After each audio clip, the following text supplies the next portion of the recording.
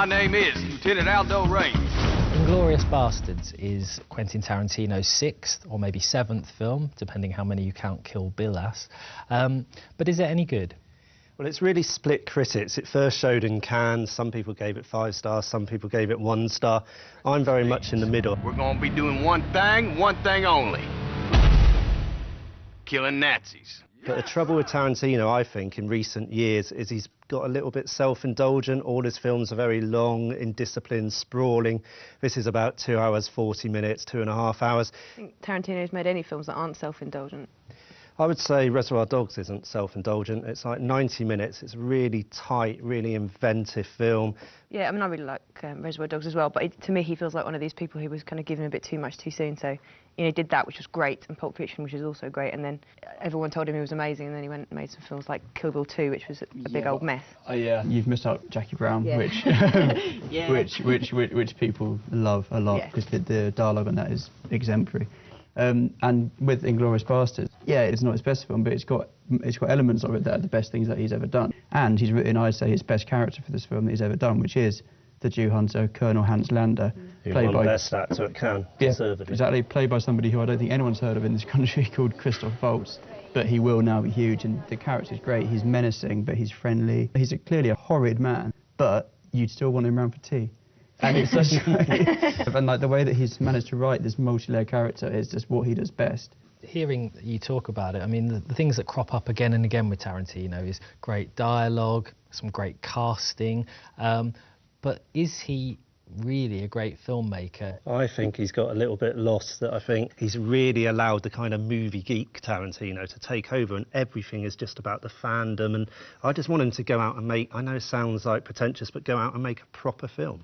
See, I don't have a big problem with him as a director, but there's something about him that kind of annoys me. I think it's a little bit irrational. I feel that sometimes there's a bit too much of he's this big name and, you know... I've got to say, I've got to actually completely disagree with you and say that... you have to. I have to, because whatever people say about his films, as a person and as an interviewee, he's completely flawless. He's the best.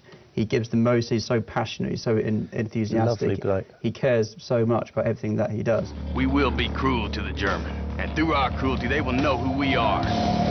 They will find the evidence of our cruelty in the disemboweled, dismembered, and disfigured bodies their brothers we leave behind us. Something I didn't like about Inglourious Basterds was the violence in it, because if you go back to Reservoir Dogs and to Pulp Fiction, all the violence is suggested, it's implicated, you know, with the ear-chopping scene, the camera panned off, with shooting Marvin in the head, you just saw the after effects splatter.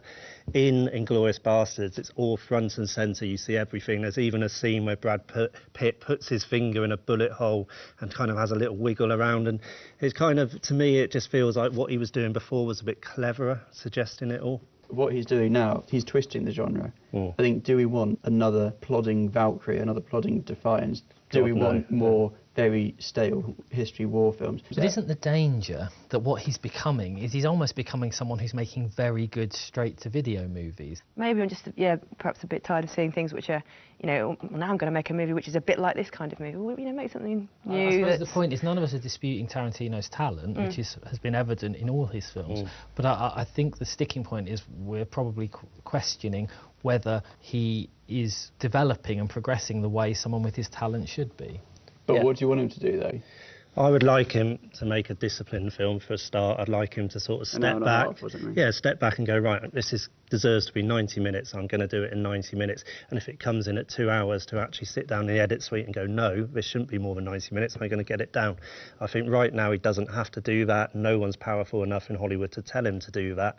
And, you know, all his films, like I said, they feel a little bit sloppy to me now. And he's still an incredible filmmaker. I look forward to his films, and when I sit down and watch them, it's like a jolt in the arm. He's still one of the most exciting American filmmakers. But, like you said, he hasn't, to me, lived up to his talent. I'm with Jamie on this. You know, the itch I want to see him scratch is something that feels contemporary. I don't mean it has to be set in contemporary times, but something that feels like it puts him back amongst his peers, that, you know, the most talented filmmakers working right now. He belongs in that group, and I'm not sure his last few films belong in that group.